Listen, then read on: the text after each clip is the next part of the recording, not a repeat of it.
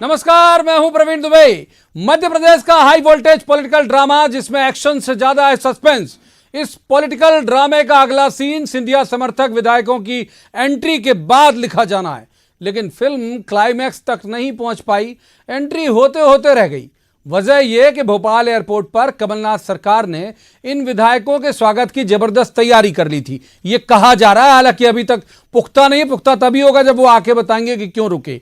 विधानसभा अध्यक्ष एनपी प्रजापति ने 3 घंटे बेसब्री से इन विधायकों का इंतजार किया, लेकिन मीडिया में टिकट वायरल कर देने के बावजूद विधायक बेंगलुरु एयरपोर्ट से ही लौट गए। ताजा खबर यह है कि वो रिसोर्ट में हैं और वही कर रहे होंगे जिस तरह की तस्वीरें बीते दिनों आई थी, सार्वजनिक हुई थी। तो सीएम कमलनाथ ने सिंधिया समर्थक 6 मंत्रियों को बर्खास्त कर दिया और आज सुबह राज्यपाल से मुलाकात भी कर ली। मुलाकात के बाद मीडिया से कहा भी कि एमपी की राजनीति में जो कोरोना वायरस है, पहले उससे निपटना जरूरी है। इधर ज्योतिरादित्य सिंधिया ने आज राज्यसभा के लिए नामांकन भर दिया और पूरे दिन शिवराज सिंह चौहान और नरोत्तम मिश्रा के साथ बैठक करने के बाद दिल्ली रवाना हो गए। केंद्रीय मंत्री नरेंद्र सिंह तोमर भी जाके राज्यपाल से मिले। ये किस्तों में चलती रही मुलाकात। तो पूरे देश की निगाहें हिंदुस्तान के दिल पर हैं, जिसकी धड़कनें वक्त से भी तेज चल रही हैं।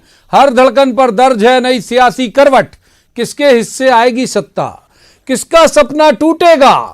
फिलहाल केवल कयास हैं, सवाल हैं जिनके जवाब तो देने होंगे, लेकिन आपको 2 महत्वपूर्ण बाइट सुनवाते हैं। आज पूरा पैकेज नहीं दिखाएंगे क्योंकि सारा दिन हमें पता है कि जो दर्शक हैं वो न्यूज़ 18 ही देखते रहे। तो 2 महत्वपूर्ण बाइट आपको सुनवाते हैं, उसके बाद जो पैनल यहां पर मौजूद है उसके साथ चर्चा की शुरुआत करेंगे। सुनिए।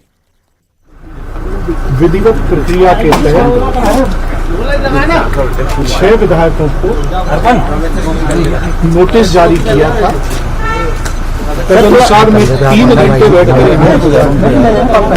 किंतु आप स्वयं देख रहे थे कोई नहीं आया। जब तक नियम प्रक्रिया में वो आकर अपनी बात नहीं करेंगे, मोबाइल बंद करो किसका है, और जिस नियम प्रक्रिया से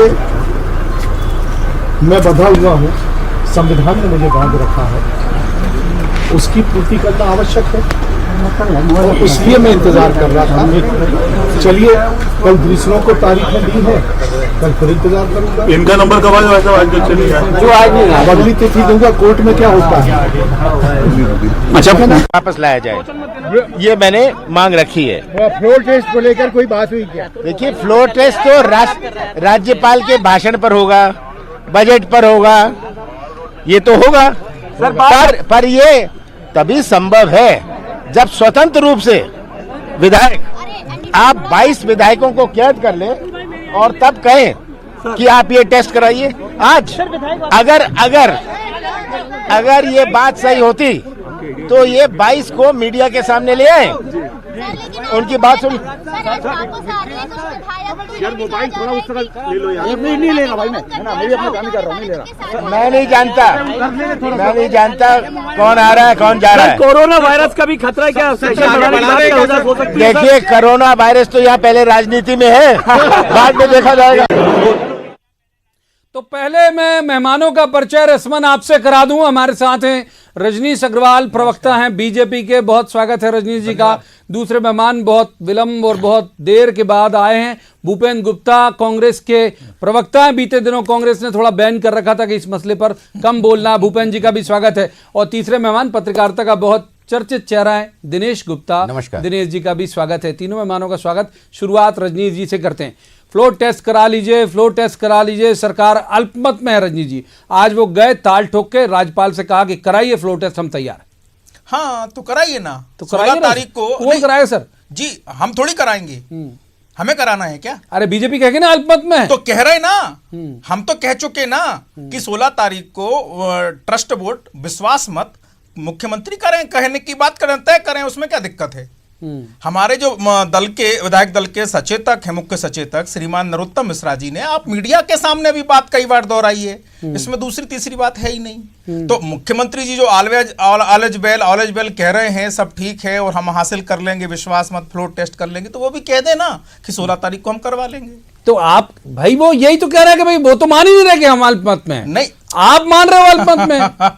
नहीं, मानना और नहीं मानने का सवाल नहीं है, इसकी एक अपनी प्रक्रिया है। अगर प्रक्रिया में कोई अधूरापन है वो प्रक्रिया पूरी हो जाएगी। कब अगर तक हो लगता जाएगी है सर? कि विधानसभा अध्यक्ष जी को कुछ पुष्टि करनी है तो वो पुष्टि मुझे लगता है पूरी हो जाएगी, क्योंकि 22 जो विधायक जिन्होंने इस्तीफा दिए हैं, साक्षात वीडियो बनाकर भी और जो लिखित प्रोविजन है वो भी, अब अगर उनको साक्षात उपस्थित होकर कुछ कहना, जो भी उनकी प्रक्रिया हो वो संपन्न कर लेंगे। विधायक साक्षात कांग्रेस के ही उपस्थित रहे। क्यों नहीं हो रहे हैं सर? कभी टिकट बट गई, मार्केट में आ गई, ये फिर नहीं तो हुए। वो विधायक बता सकते हैं, मैं थोड़ी बता सकता आपके हूं। लोग रखे हुए हैं नहीं, सर, उनके भी टिकट है। हमारे लोग रखे हुए, मतलब विधायकों का सम्मान हम रखें, चाहें बरकरार रखें, मुझे नहीं लगता कि ऐसा कहना चाहिए। हम क्यों, कौन होते रखने वाले? अच्छा, वाह साहब, बहुत बढ़िया। हमको भी अब एक तरह की वो नसीहत दी जा रही है कि साहब सम्मान रखने में क्या क्या ख्याल रखना, पब्लिक देख रही कौन किसका कितना सम्मान रख रहा। खैर, भूपेंद्र गुप्ता जी का रुख करते हैं। भूपेंद्र जी, अल्पमत में हो आप लोग, ये कह रही है बीजेपी लगातार, और ये कह रही है कि साहब आप खुद कहिए ना कि हम विश्वास मत हम स्वयं हासिल करेंगे, ये बीजेपी मांग कर रही है। ये पूरे देश में विवेकहीनता का ठेका ले रखा है इन्हें। जब तक उनके त्याग पत्र स्वीकार नहीं होते, वैधानिक रूप से जब तक उनके त्याग पत्र नहीं हो जाते, तब तक ये कौन तय करेगा कि कौन से जो है बहुमत में है, कौन अल्पमत में है। 3 बार मुंह की खा चुके हैं, धूल चाटी है 3 बार, और बातें ऐसी कर रहे हैं बड़ी बड़ी जैसे जो है आसमान उठा के ले आए हैं। ये जो दम्भ की बातें हैं, ये इनकी दम्भ के दिन गए। दिल्ली वालों ने भूस भर दिया है और उसके बाद से ये बेचैन है, और ये दम्भ की बातें करना बंद करनी चाहिए। हम लोकतंत्र में जी रहे हैं, आपको भी जीने का हक है, हमें भी जीने का हक है। ये सह अस्तित्व का जमाना है, और जो है इस कोएग्जिस्टेंस की दुनिया में आप कौन होते हैं तय करने वाले कि आप जो है दूसरों के जीने की टर्म्स डिक्टेट करें? आप आइए, आपको भी आपका स्वागत है, ले आइए, उनको फिजिकली प्रेजेंट कराइए, उनको आज़ाद रूप से वोट डालने दीजिए। वो जिसको वोट डाले। अच्छा, भरोसा है आपको आजाद रूप से वोट डालने देंगे तो तुलसी सिलावट, प्रद्युम्न सिंह, इमरती देवी, प्रभुराम चौधरी, और नाम गिनाऊंगा, हाँ जाऊंगा मैं, ये सब आपके पक्ष में वोट करेंगे, जबकि उनके नेता वहां चले गए? अरे भाई, आप खुद देख लेना, अभी तो इनके नेताओं को जवाब देना मुंह छुपाते फिर रहे हैं। इनके सप्लीमेंट्री क्वेश्चन भी बता रहा हूँ मैं आपको। इनके सुनिए, मेरी बात सुनिए। नहीं, वो भी वो बताएंगे। अब सरकार उनकी है या जा रही है, जो भी अभी हमारी सरकार है ना। अभी तो रवाना करना है। वो रवाना नहीं कर पाओगे अभी, उसके लिए जिस तरह की समझ चाहिए वो नहीं है। अभी तो आप विभीषणों को जो है पेसिफाई करिए, जो आपने जो गलती करी है। कल जो है लोगों को जिस तरह से अपने घर में लाए मेहमान को आपने जो है घर का भेदी बता दिया, उसको जो है विभीषण बता दिया। अभी तो आप उसकी रफू करो, और वो रफू आप कर पाए तब बातें होंगी। और जो उसी रफू से जो है दूसरे लोगों की भी जो है रफू शुरू हो गई है।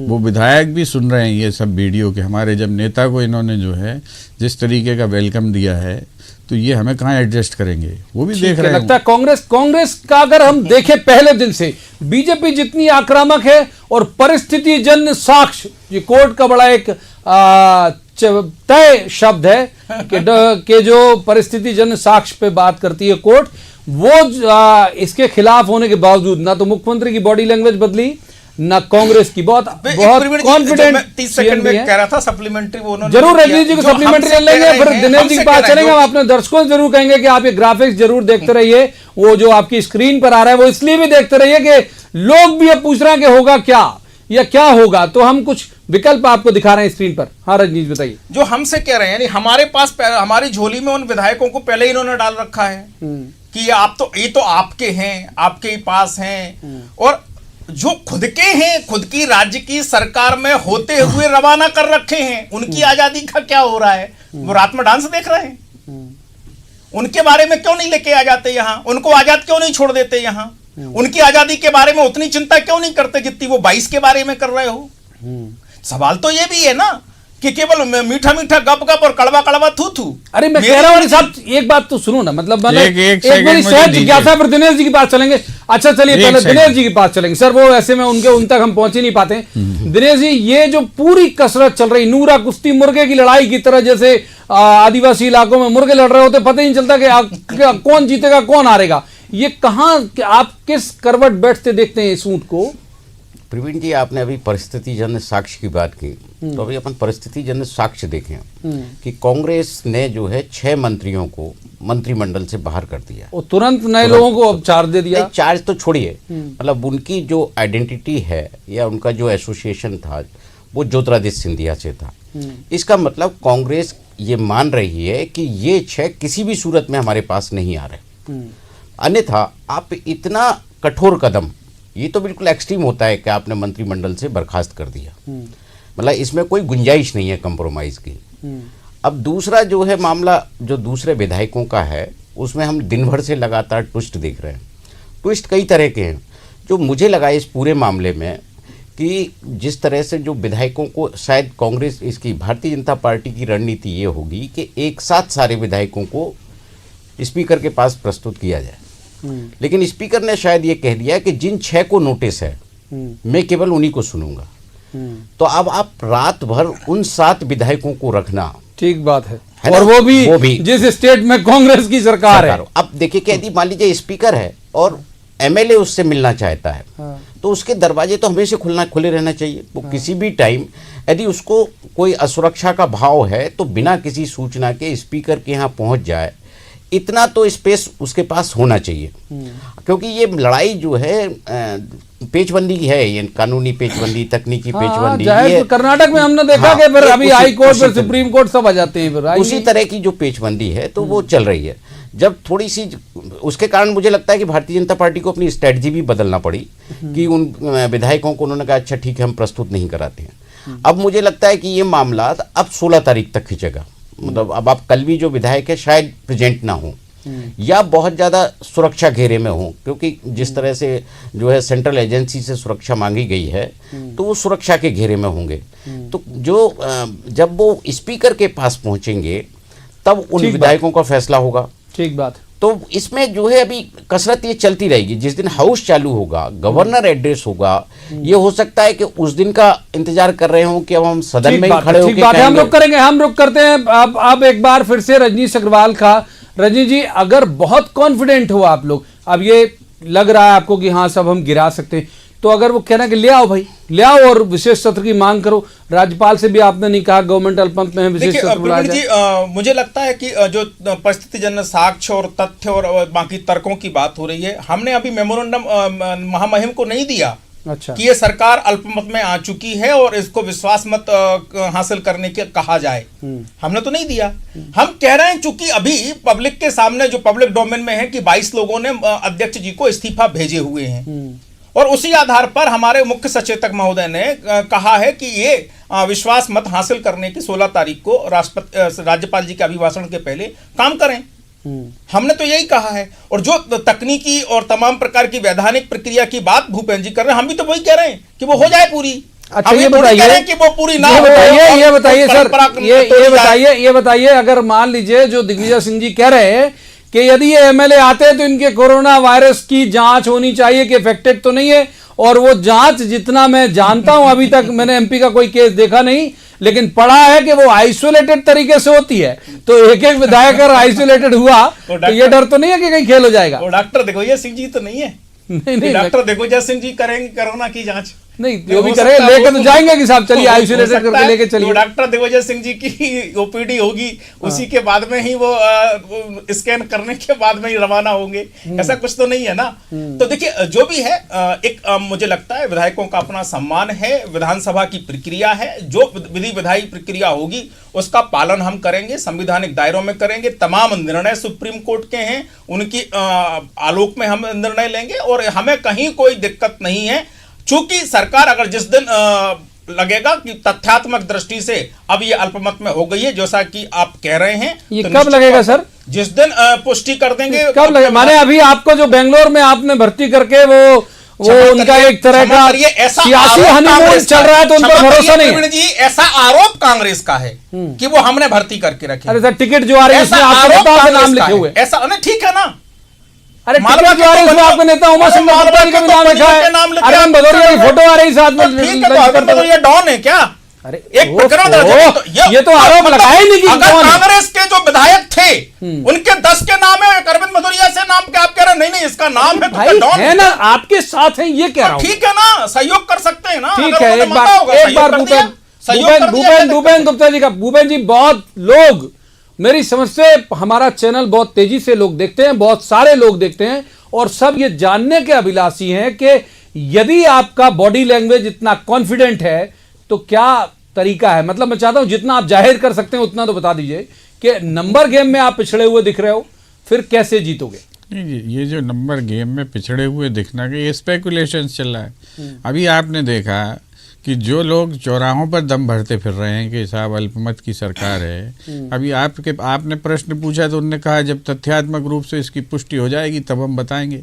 तो हवा किसकी बंद है?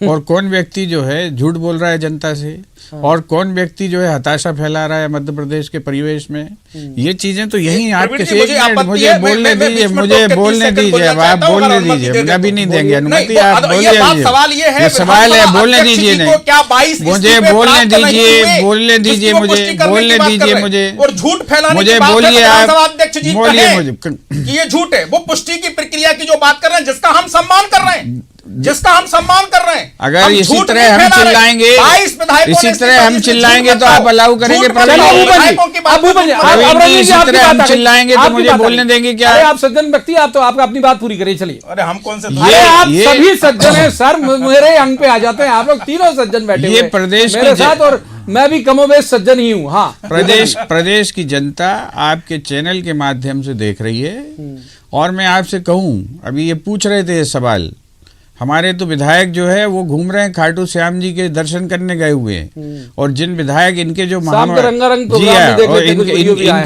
इनके दादा जिन हमारे विधायकों के साथ बैठे हैं वो रंगारंग कार्यक्रम करा रहे हैं, सुबह से भर भर के दे रहे हैं वो लोगों को, वो भी देख रहे हैं लोग, ऑन कैमरा देख रहे हैं। ये जो चरित्रहीनता के आधार पर जो है लोगों को बरगलाने की चेष्टाएं हो रही हैं, ये चीजें आप देखें सुबह से चालू, नाश्ते की टेबल पे जो है पीछे से पुलिस वाला भर के दे रहा है।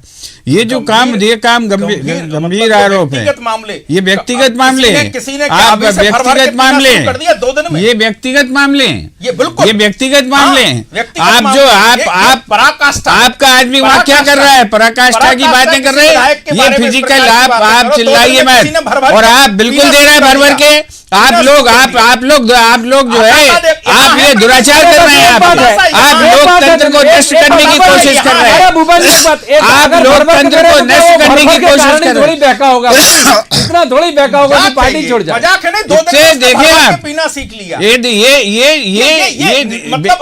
बेचैनी देखिए आप, ये बेचैनी देखिए आप, ये बेचैनी देखिए आप, ये जो लोगों को जो चरित्र सिखाते हैं, चरित्र निर्माण सिखाते हैं, ये सिखा रहे हैं ये लोगों को, और हमारे लोग जो है खाटू श्याम जी में दर्शन कर रहे हैं। ये इनका जो है ये इनका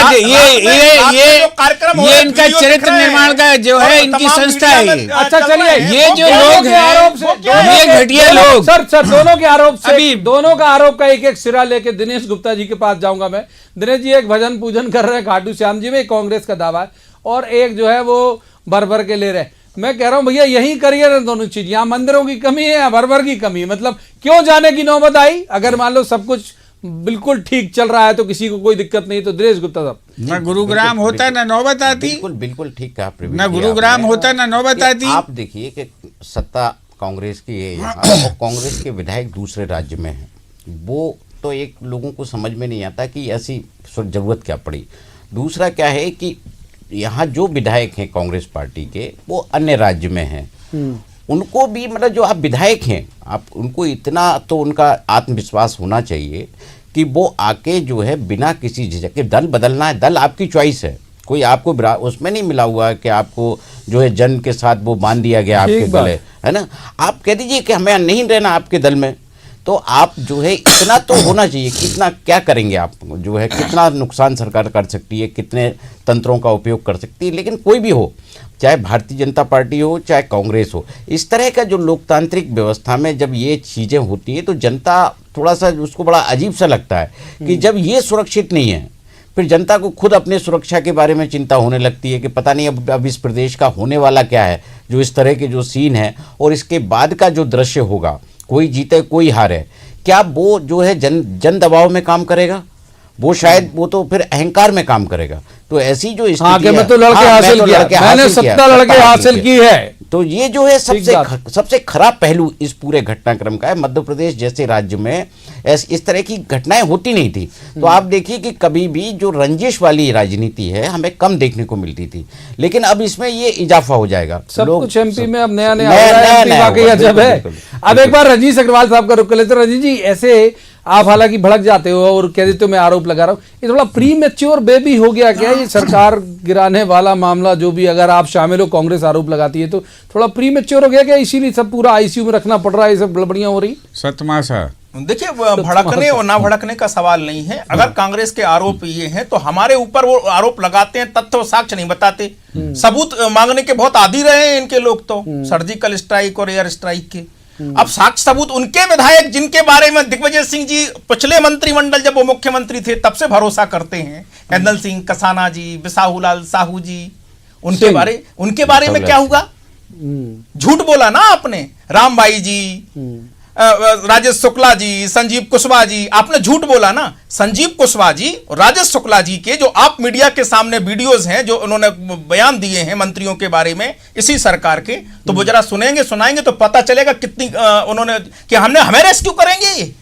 हम तो अपनी मर्जी से कह रहे हैं कि रेस्क्यू किया, तो उन पर उन्होंने जो लानत भेजी है वो आप सुनेंगे तो आप लोग देखेंगे कि क्या प्रकार की भाषा है। साहब तो मैं यही तो मैं पूछ रहा हूं, भारतीय जनता पार्टी का हाथ नहीं है। आप तो क्या भड़क जाते हो? भारतीय जनता पार्टी का ये आरोप लगा रहे हैं, आरोप लगाने के बाद में साक्ष्य तो मांगो इनसे। अच्छा एक मिनट, सब चौपट है, लोग छोड़ के जा रहे हैं, लोग गालियां दे रहे हैं, दूर जा रहे हैं, इनके नेता आपके पास आ रहे हैं, तो फिर चलने क्यों दे रहे हो साहब? सरकार कब तक इंतजार करोगे? मैं पूछ रहा हूं। चलो वही अपन पहले सवाल से वहीं खड़े हो गए कि तो हमने कहा ना, और हमारे विधायक दल के नेता ने, सचेतक ने, सभी लोगों ने बात सामने, अध्यक्ष ने बात करी कि जो प्रक्रियाएं हैं, जो इस्तीफे आए हैं 22 इस्तीफे आए हैं, ये हवाबाजी नहीं है।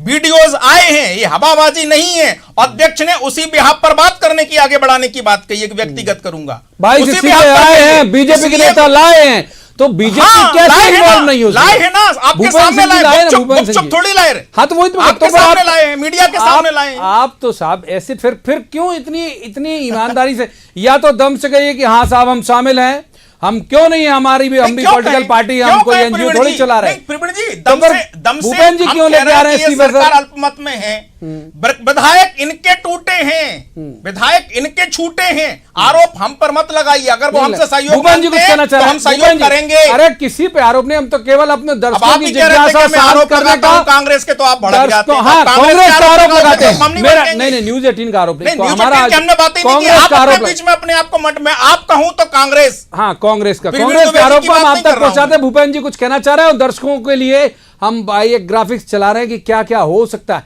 यहां से निकल के नहीं आएगा, क्या क्या हो सकता है, कम से कम वहां दिखेगा आपको। बताइए भूपेंद्र जी। प्रवीण जी, देश में इतने सी हैं लोग कि इनने जो है वो तक नहीं पढ़ा कि क्या लिखा है त्याग पत्र में, और कैसे डांस करना चालू कर दिया कपड़े उतार के। ये जो है उसमें लिखा है हम सभा से इस्तीफे देते हैं। कौन सी सभा से इस्तीफे देते हैं? इन्हें यही नहीं पढ़ा। ये हम भी समझ लें। मुझे सीधे सुनाई दिया साहब, मुझे सीधे सुनाई दिया। सी है क्या है? तो ये इन मासूमों से ये पूछो कि इनने क्या इस्तीफे की भाषा पढ़ी है? वो भी नहीं पढ़ी और डांस करने लग गए, और साहब लेके आ रहे हैं और ऐसे दे रहे हैं जैसे जो है ये पूरे देश का जो है भार सौंप रहे हैं उनको, स्पीकर साहब को।